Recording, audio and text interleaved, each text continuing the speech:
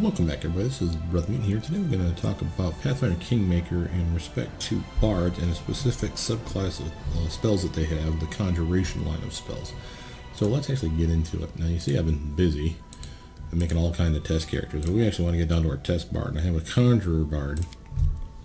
If such a Bard exists, we shall see. We have picked every spell that's Conjuration for Bard, so I can give you that list and I'll read that off to you right now as we're loading up.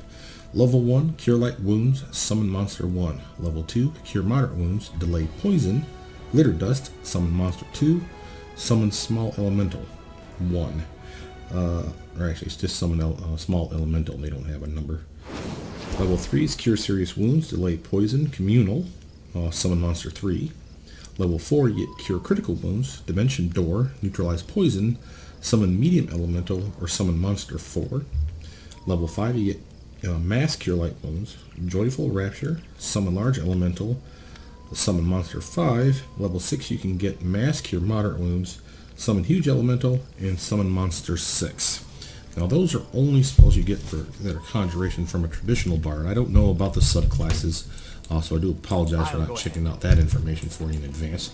But this is pretty much just for the generic version of spells that you get anyway, so that's really what I want to go with. I like to shut off the AI and make everybody all stealthy, except for my character, so that I can trust that they stay behind and leave me the hell alone. We're coming up here on the base, and we're going to trigger a fight scene before too long. But I want to show you my build. Not that it's impressive or anything, it's just that there's certain abilities and feats that we need to talk about. Now this would not be how I'd build my Bard. If I went straight Bard, Charisma certainly is fine. I don't mind the stats. The stats were actually pretty much right on the money for what I'd shoot for. Extra intelligence to have access to more skill points. Nothing wrong with that. I like the high dex. Could have been higher. Charisma only needs to really be 16. But you do get a bonus to your spells per day if you pump that charisma. And that even includes when you have gear that buffs your charisma, right? So definitely look into that if you want to be more of a caster type. Notice my attack bonus is not really bad. I'm at a plus 19 for a level 20 character, a fighter that has a level 10 strength, level 10 dex, and no really weapon focus or anything like that. A straight level 20 fighter would have an attack of 20. Obviously that would be bumped with magical enchantments, better strength and or better dexterity. A couple other feats out there that can like add your intelligence or your wisdom or some such, maybe. But by and large, 19 is a pretty meaty number, really, for a level 20 character. Definitely within a range of something that's workable. And then notice that I'm not using the best possible gear. I don't have enhancements to my dex right now. I don't have the magic whoop-ash sword of plus 5. I'm working with a masterwork light mace, which gives me a plus 1. That's helpful. The dexterity 2, plus 3, helpful. But those numbers both can be higher, and I could really pump that chance to hit. Now, I'm only going to be able to hit, and you see my base attack bonus is 15. If we go to Martial, you'll see that I can only hit melee range 3 times. 3 actual attacks because of the base attack bonus. The separations from 1 to 2, 2 to 3, 3 to 4 are you have to have a plus 6, then this one will be plus 1. You'll have to have a plus 11, then this will be plus 6, this one would be plus 1. And for here you need 16, this would be 11, this would be 6, and this would be plus 1. They give you your 4th and final attack around. So if you want to do that for base attack bonus, you're really going to have to dip into those fighter classes, fighter, barbarian, paladin, ranger. I think it even fits in there. Those are the ones that you're going to really want to focus on because they get a base attack bonus progression at each level. So a level 1 fighter dip, you're always going to get a plus 1 to the base attack bonus. A level 10 fighter, you have plus 10 to that base attack bonus. Also, there's epic classes that have a full base attack bonus progression as well. I know at the very least Eldritch Knight does. One of the reasons that a lot of people would perhaps go 10 level of Wizard, 10 level of Eldritch Knight. There'll be a level 19 spellcaster technically in the game because at the first level you don't get access to your spell book, or to increase spells, I should say. But levels 2 through 10 as an Eldritch Knight you do. Those 10 levels though, that give you 10 BAB right there. 10 levels of Wizard, they get the worst base attack bonus progression. It's a 1-for-1. At level 1 they get nothing, level 2 they get 1, level 3 they get nothing, level 4 they get another 1, so it's a 50-50 split. So a level 20 wizard would have a BAB at the end of it all of 10. So if you do 10 wizard, 10 Eldritch Knight, suddenly you have a BAB of 15. You can see how 15 is way better than 10 for your chances to hit stuff. So you can see how Eldritch Knight could be appealing. So again, I'm not rocking the best possible stats here, but for the type of character that I am, a bard, a 3/4 progression, which would be a base attack bonus of 15 at the end, is still pretty good. I do okay damage, not great because my strength is kind of piss all, and that would change with gear, spells, and stuff like that, buffs. So I'm not particularly worried about being a low hitter. I don't have the best weapon for critting. A natural 20 has to happen for me to crit on this mace swing, but I do okay for ranged, which is really where the money's at here. See, my ranged attacks are pretty nice. I see how they have split into melee attacks and ranged attacks, and notice how those are literally split into or they're not split into, excuse me, ray attacks, which are ranged spell attacks, or melee touch attacks. You know, those ones are over here. So notice this, I have a 16 for my ray attacks. I got 15 from base attack bonus, plus 3 for my dex, which should put me at 18, but notice how I have rapid shot on, and it does impact my ray poorly. Note that, guys. That will be important when I do another video here for when I talk about spells, when we talk about ranged attackers versus melee spell touch attacks, because I love Magus class, and I love the Eldritch Archer class as well as the Eldritch Scion. Both extremely useful, very versatile, I think. And one benefits from melee touch attacks, the other one benefits from ray spells. Notice how rapid shot, deadly shot, the ones that give you penalties to ranged attack rolls, will negatively impact your attack rolls. And you're like, well, so what? I get 2 shots, right? No, you don't. Not with spells. Spells are a cast and you're done. You don't get to get 2 spells just because you have a feat that says rapid shot. So make sure to shut those off if you're going to be spell slinging. If you're going to be spell slinging / shooting an arrow still, then you might want to keep them on. That's on you. I'm not going to tell you to do it or not do it. But it does not, and here's the real downside of these ones, because these ones usually, like a deadly aim is a fine example. Massive penalty, you level it up, and suddenly your deadly aim can give you, like I want to say, like a -4 to your hit chance, to your attack bonus, but it could also increase the damage you put out with your arrows or your bolts, right? So everyone's going to be like, oh cool, I'll acid splash and get like a +8 to the damage. It does not work for giving you bonus to your damage.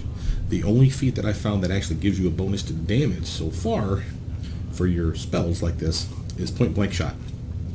Point blank shot specifically states that any ranged attack, I want to say within close range, which I want to say is like 30 feet, probably could be closer than that, might be 15 feet, gets a +1 to the attack and the damage, and that does work for your ray spells.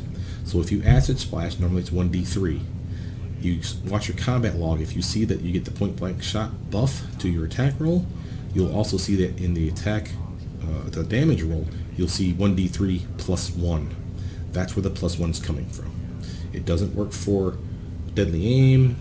Same with like melee touch attacks.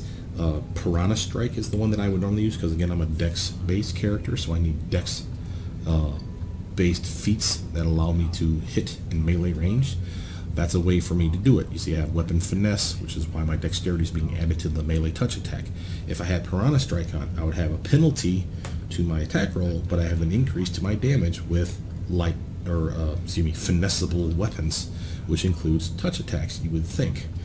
The penalties there, you don't get the bonus to damage though for those touch attacks. So again, much like deadly aim, shut it off if you're going to do melee touch attacks, right? So just a little caveat, I just want to make sure to add that there. I know it's not remotely what we're trying to talk about today, but I found that out the other day. It's important information, and I wanted you guys to know it. But going back to my abilities, well, most of this stuff is just given to you. The ones that I pick are, of course, the ones that you're going to see in this category here, the ones we get for free. Point blank shot, of course, a precise shot being extremely useful. You also, there's another one that I did not pick. For those of you that are strictly going to be like bowmen, you will never wield any other weapon than a bow or a crossbow. You want to get want to say weapon focus, weapon specialization of that weapon you're talking about. And then it opens up another feat choice, the third one, which will be allow you to, in melee combat, not suffer attacks of opportunity while you're shooting that attack. You can even do that for race spells, so that's something of merit that I did consider, but not for this particular class. But these are basically spells, or feats, excuse me. These are feats that I would use for a ranged attacker. My dex is high, I'll probably be ranged. If I have the feat, I always try to include weapon finesse because I'm a dexterity based character. You never know when you're going to find that whoop-ass dagger of awesome sauceness, and it's finessable, might as well. I would not probably go weapon focus and specifically hammer down, limit myself to a specific weapon unless I know that I'm going to just only use that one dagger, that one short sword, that one rapier, whatever. But weapon finesse gets us a big bump for the attack bonus at least. We'll rely on the weapon to do the damage. So, but here's what the three feats that I would suggest if you're going to go Conjurer build that you pick. Spell Focus Conjuration. This is completely useless with the exception of like a handful of spells for a bard. One of them is really an attack, and that's your Glitter Dust. The other ones can be an attack. That's your Cure Spells line. Okay, so any of those Cure Spells can actually be a spell that damages undead. Okay, because it damages them, they get a will save. If they make a good will save, then they take half damage. The way to make sure they get a bad will save is to increase your DC. That would be things like Spell Focus Conjuration, greater Spell Focus Conjuration if you really must. I wouldn't waste this fourth feat here. This one you're only getting really because you need it to unlock Augment Summoning. You get these two because it also unlocks Superior Summoning. So these three are going to be your linchpin of a summoning build, like a bard can be. Now the question is it worth it? I'm not going to say yes or no on that because everyone plays different. Let's go through the spells though and give you an idea of what we're talking about here. So at level 1, this Summon Monster 1 spell would benefit from Augment Summoning. In fact, any summon you have will benefit from Augment Summoning. So summon monster spells, summon elemental spells. If you were a druid and you had those summon nature's ally spells, those are summonings, they would benefit from Augment Summoning feat. Gives a +4 to strength, +4 to con. Basically extra hit points, extra fortitude, extra damage, and extra attack bonuses because they're all going to be doing melee attacks. So all good choices. Right? Nothing bad about getting that for any summoning you cast. Pretty cool, right? Downside is bards only get 6th level spell progression. The highest level they can get is a 6th level spell. Now, they still get some pretty good summons at level 6. Summon Monster 6 is pretty huge and beefy. You can get a bunch of Dire Wolves. You can get some of those Berlani Azadas or Red Caps. If you wanted to be specific, a single target one, you can get the Extraplanar Axiomite. Pretty mean. If you're evil, you can be summon a Soul Eater. Again, real beefy. And all of those benefit from Augment Summoning. Now here's the problem. Superior Summoning, the third feat I told you to pick, will only benefit if you pick out of this category. You'll see that you have an arrow here. If you click the arrow to cast the spell, you have to decide which of these three choices to pick. Now we have summon this one Axiomite, or Soul Eater if you're evil. You could summon 1 to 3 Azatas, because we're good or neutral, or Red Caps if you're evil. Or you could summon 2 to 5 Dire Wolves, period. These two here, where you summon more than one critter, or can, summon more than one critter per casting, benefits from Superior Summoning because you'll get one more critter added to that pool. So what one turns into 1d3 will now be 1d3 plus 1. So the minimum number of Red Caps, let's say you're evil, the minimum number of Red Caps you would summon would be 2. The maximum, 4 per casting of this spell. You can stack them. You can get more than one set out. But this one here, where you summon an Axiomite because you're evil, or excuse me, a Soul Eater because you're evil, that's all you get. You get 1. You don't benefit from Superior Summoning here, and I can even prove it to you. I have Superior Summoning. Watch how I only get 1. And it'll be the good version, the Axiomite. These guys are tough. It's not that they're bad at all. They're basically, I think of them as monks. They're like melee fighters. But they're pretty beefy at level 6. They will die quickly, but he's getting the benefit from augment summoning as well as augment summoning only, and not superior summoning, because you can only summon one at a time with this level of spell. If I want to have more, then I want this one. Instead of 1d3, it's 2 to 4, so you'll never see less than 2. There's my 2. Oh, I rolled a 1 and it gave me 1 for free. How do I know that? Because I can summon this multiple times. I've tested this before. You can get 2, 3, or 4. That's the only choices I can get, and that's because of superior summoning. So it's guaranteed to work. Even if you rolled a 1, you will get 2. It's because you make the roll that it adds the 1. This one here, 1d4 plus 1. It would now be 1d4 plus 2. So minimum of 3, maximum of 6. Dire wolves, will appear if I summon this. Takes a while. Boom. Again, minimum. Like, I will hit 3. Still pretty big, pretty beefy. They may take an alpha strike. I use these, all these pets that we're going to summon. I use them to be meat shields. I use them to lock people down so that I can attack at range and maybe get sneak attack opportunity. We have spells for that. Sense Vitals is a spell that Bards have access to, and a really good spell that you really probably want to get if you want to do some sneak attack damage and contribute to the team. I use these things to pull baddie eyes because we have a pretty good range on the spell. You see the halo. This is how far I can cast it without having to walk anywhere. So as long as I'm within that yellow circle, I can cast it and I don't move anywhere. It just summons it. So if I know there's bad guys just outside of this little bitty area, I can summon them right here, and boom, they're immediately on them in a heartbeat. All the alpha strike goes to that guy that they can see. It's a wolf, attack it. Arrows, spells, and then my team runs in after they've blown their wad. That's what I use these things for. Now, you can use them all more defensively. Since we're a bard and we're squishy, we stay in the back ranks, as you know, because I built for range. I'm dexterity based. I will have my frontliners up front, hence the name, and they'll be attacking all these bad guys, let's say. Well, that works beautifully sometimes. When it doesn't work is when you didn't see his little sneaky attack buddy over here shooting arrows at you. Well, they're busy up here fighting the bad guys. Well, what do? Peel one away to go fight this guy? No, I just summon a wolf at his feet and let him wail on him, and then I turn my ranged attacker's attention to piddling away this one lone gunman, so to speak. Take him out, and then I don't have to worry about it, then go back to fighting on the horde. So there's all kinds of battle tactics you can use for this. The one thing I will point out is if you're going to not focus on summon monster spells as a conjurer, let's say you love these elementals. Nothing wrong with them. They're very fun, very cool. They do good damage, especially as you level them up.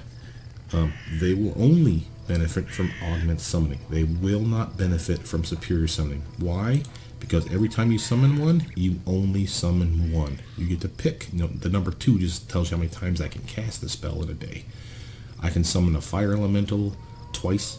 I can summon a water elemental and a fire elemental if I want to, or an earth and an air if I want to. But it's only 1 per summoning, therefore superior summoning does not kick in. So the only reason to get superior summoning is if you're going to at least grab 1 spell of monster summoning, and it has to be level 2 or higher. Why do I say that? Because at level 1, all you summon, again, is 1 dog. Not 1 to 3, 1. Therefore, augment summoning works, superior summoning will not. Now the question is this a viable build? Not the way I built it, for one. I would never go this route, and certainly not with the type of spells that I've picked. I just picked every conjuration spell so I could demonstrate them if I felt the need. The only one that sticks out as being weird would be Glitter Dust, which we'll talk about here in a minute. And I want to say it's level 5, Joyful Rapture. This is another one that needs a little bit of explanation. Joyful Rapture is a team cleanse type move. Centers on your caster. You see what just happened there. We cast a spell on anyone within the area of effect. There's a 60-foot burst. Which I wish they actually gave you the ability to click it and then click your character so you could see the AoE range, but you just have to know that they're within range. Oh no, it can shit. Oh wow, it's just a bigger range than I thought. Oh cool. So it does show it. Sweet. Just hover over it. We're all learning something today. Okay, so that's the range for that. So basically, if they're within your line of sight, which they'd almost have to be, unless you literally told them to stay behind like I did, then they're going to get this to fire off on them.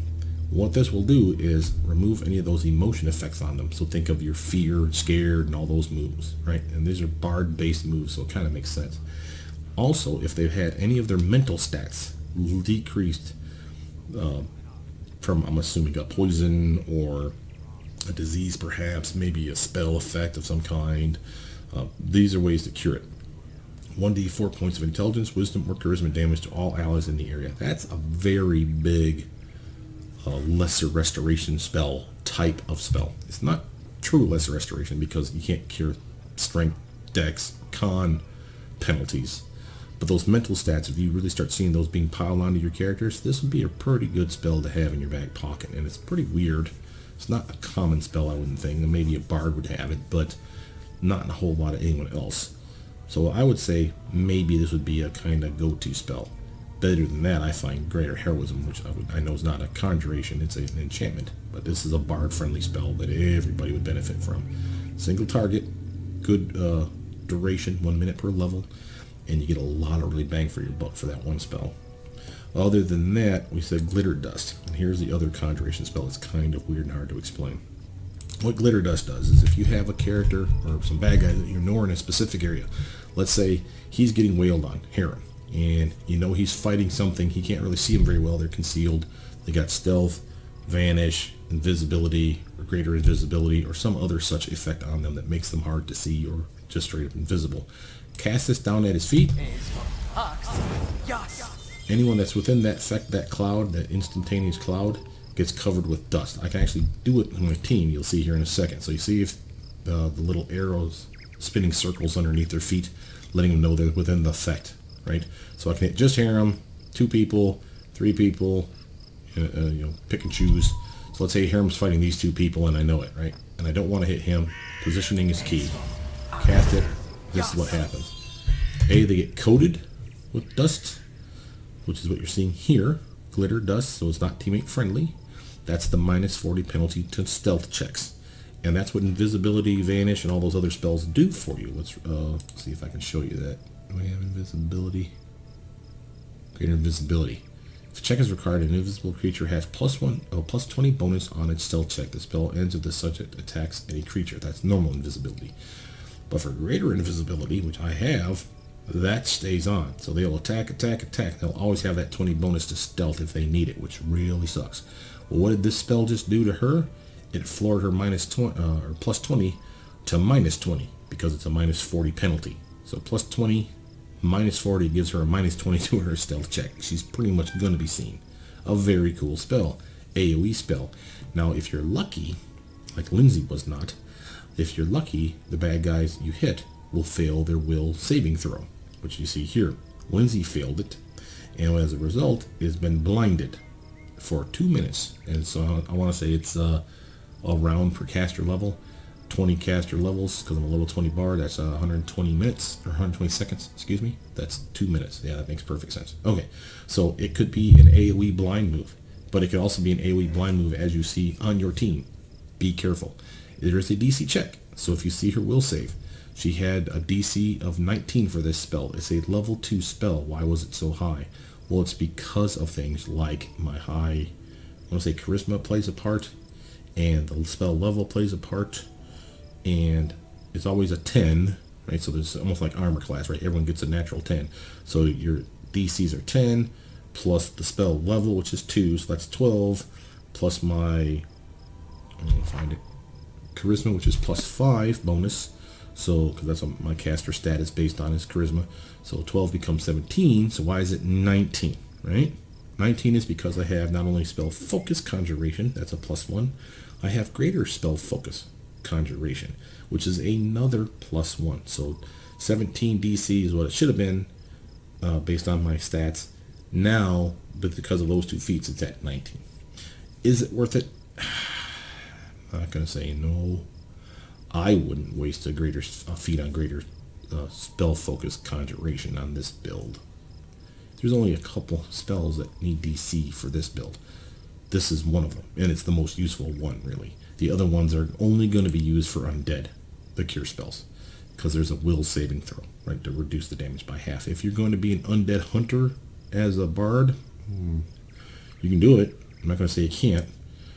You're going to want to grab every cure spell you have in your books.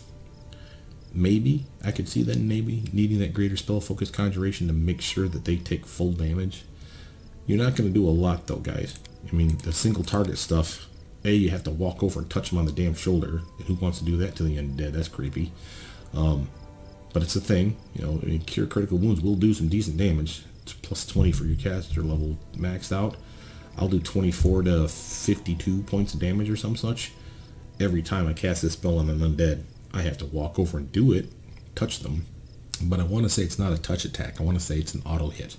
Like if you cast a spell and they're standing, like if this was, if Harem was an undead and I wanted to kill him, I could do Cure Light Wounds like this. I'd walk over, cast a spell, and instead of him being healed, he would just take damage. He would do a will save to lessen the damage by half, but he would still take damage as long as I fired off the spell and he was within range. You know, and if he's not within range, I will literally walk over to him and cast the spell. So he'll get in range unless he's just like on a precipice or something and I can't walk over there and physically touch him. That'd be the only way that the undead would be protected. But I have range spells for that too. So there's a mass Cure Light Wounds, and you can cast this at distance. You know, you can heal your team and damage undead at the same time. So decent spells, and again, there would be a DC check for those spells. And again, mass Cure Moderate Wounds would be one of those spells. Something to point out, people will see when they see the tooltips here. You see how it says plus 1 point per caster level, maximum plus 30. How is that possible, Brother Mutant? We're only level 20 caster, and that's as high as we can get. If you look at mass Cure Light Wounds, it says the same thing, maximum is plus 25. Again, you would have to be caster level 25, which doesn't exist in this game. Yet. I don't think that's a typo, guys. I think that's the devs letting us know that as they release DLC content, eventually they're going to unlock level 25 or level 30 content, which means they will unlock your ability to level your character up to level 30. Which is going to be awesome. It's just like Neverwinter Nights 2 in my opinion because of that. Because Neverwinter Nights 2 started out the same way. You could be level 20 max by the end of the original campaign. You never seemed to get there. You had to like get every damn side quest. But you could do it. And then when they released the other DLCs, they unlocked the ability to get all the way up to level 30, which is freaking awesome. So now imagine being a Bard level 20 and then 10 levels of, I don't know, Eldritch Knight, just to give yourself some extra spells and get yourself some extra base attack bonus. Pretty shway. I think people are going to really have fun when it finally gets out there.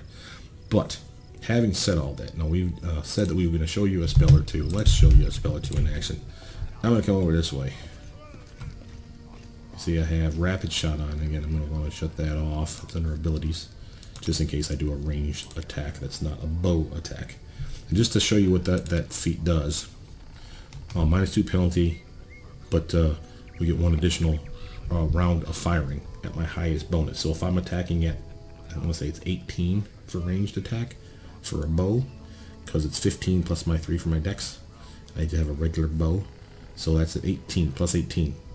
I can fire twice, boom boom, both of them at 18, but both with a -2 penalty. So really 2 at 16. But I fired 2 shots. That's what Rapid Shot does. But Rapid Shot would also penalize any of my ranged touch attacks, which, by the way, include... Let's see, is it Flare? Flare auto hit. Maybe it doesn't include Flare. It doesn't include this spell then, because it's just a straight up save. It hits and then it's auto hit. If you had Acid Splash, Ray of Frost, or Jolt, those 3 are ranged touch attacks. I even want to say Disrupt Undead, which we don't have. But if we had Disrupt Undead as an Orison, as a level 0 cantrip, excuse me, that's a ranged touch attack. And again, that penalty, that -2 from Rapid Shot being on, would be applicable. Don't screw yourself out of your chance to hit your target, guys. Alright, so we're going to come over here. The guy's going to run out. Or did he already run out and I just missed him? He probably ran out already. I am going to make myself... let's make myself invisible. Where is it? Greater invisibility, baby. Boom. At last, because I'm level 20, 2 minutes. Alright, let's get over here. Get the bandits. Fortunately, and they did this part right at least, even with my whole team being invisible, you can still activate the auto move here, where it starts a fight, you talk to them. I don't know how you can do that while you're invisible. I mean, obviously you can talk. Why they just turn to you and pretend like they can see you when they clearly can't, I don't know. But the point is, it will not, because you're invisible, will not stop the event from happening. Hey! Alright, so this one went invisible like me and is booking out of dodge. They just sipped a potion and build. Uses invisibility. I have these 3 guys, but they can't see me, so they're going to the only guy they can see, that's Oleg. Well, let's disrupt that a little bit, shall we? Let's get a little spell out here. Do we want to summon a elemental? Huge elemental. I could summon Monster 6, and I could summon either one of those Axiomites, or, because I'm good or neutral, I'm not evil. I could summon Azadas. I could summon in 1 to 3, or actually in this case 2 to 4. Remember, I have superior summoning.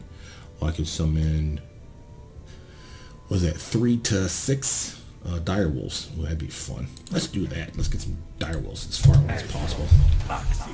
You're screwed. You leave Oleg alone. He's my friend. Get him, boys.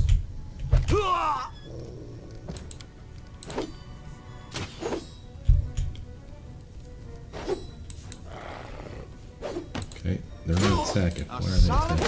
Oh, because I'm not attacking. Haha. They basically do what I do. Okay, that's good to know. What are you chugging over there, Test Bard? But yeah, that's basically the Conjuration pool in a nutshell. I know the video probably went on a little longer than I wanted because of my ramblings. I do apologize for that. But tell me how you guys would have played your summoner build. What feats would you think are necessary? Which ones do you find were a complete waste of my time and effort? I have plenty in here that I think are just stupid. Greater spell penetration and spell penetration are useless if you're summoning pets, because you're not casting spells to hit a target, you're casting spells so that your summons hit the target. So those 2 are kind of waste. Proved initiative is never a waste in my opinion. I would grab it, even if it's one of the last feats I'd grab. I'd still grab it, because it's always nice to have better initiative rolls. The Metamagics are extremely useful. Mini Shot. Oh, I didn't have Mini Shot activated, did I? Where's Mini Shot an auto move? Well, Mini Shot might be an auto move. Maybe that's what that is. Let me read that again. Where are you at there, Mini Shot? Mini Shot. Making a full attack with a bow. Your first attack fires 2 arrows. If the attacks hit, both arrows hit. Apply precision-based damage, such as sneak attack and critical hit damage, only once for this attack. Damage bonuses from using Compos's bow with a high strength bonus apply to each arrow, as do other damage bonuses, such as Ranger's favorite enemy bonus, damage reduction, and resistance apply separately to each arrow. Makes sense. They resist each arrow equally. Yeah. But that's an auto move, so that's still nice, because that's always on then, and it doesn't penalize me like Rapid Shot does or Deadly Aim does.